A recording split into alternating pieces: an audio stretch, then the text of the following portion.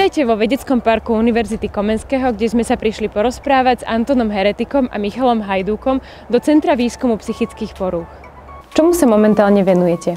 Momentálne sa venujeme výskumu psychických porúch u mladých ľudí, konkrétne vysokoškolákov, a zaberáme sa tým, aký je výskyt takých najčastejších porúch ako depresia, úzkosť alebo sociálna úzkosť tejto skupine mladých ľudí. Bez toho, aby sme mali nejaké dáta, na tejto otázky nevieme odpovedať, čiže to je ten dôvod, prečo ten výskum robíme, a pevne veríme, že to povedie k tomu, že aj univerzita môže naplánovať dobré stratégie na to, ako zlepšiť duševné zdravie študentov alebo aj pedagógov. Prečo ste si vybrali práve vysokoškolákov?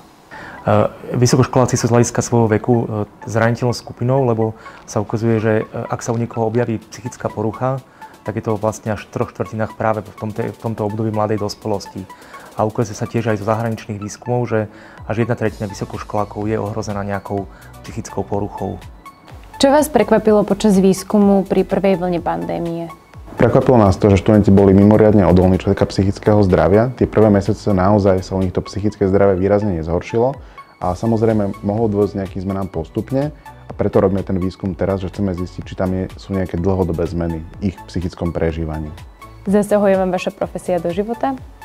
Určite áno, a možno také niečo, čo ma naučila, je práve to, že nikto nie je proste nezlomiteľný alebo odolný a že každý z nás je v nejakom určitom riziku aj preto, aby sa u neho objavila psychická porucha. Robenie výskumu je mimoriadne frustrujúce, lebo často musíte čeliť tomu, že vás odmietajú vašu prácu.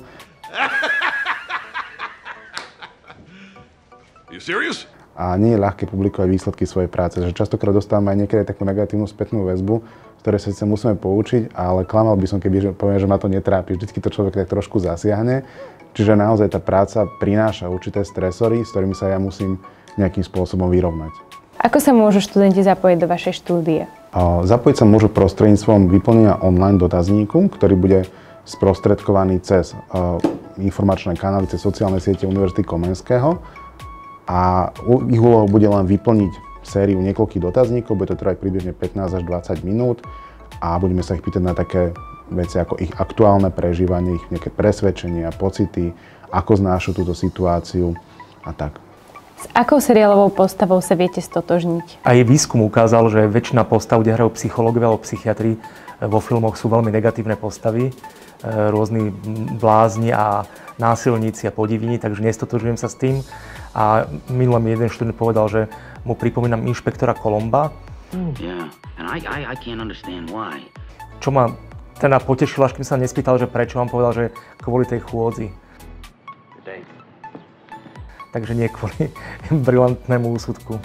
No, asi taká najznámejšia seriálová postava v oblasti duševného zdravia je Frasier, a určite stotožňujem napríklad s jeho účestom počas 10. série, ako môžete vidieť.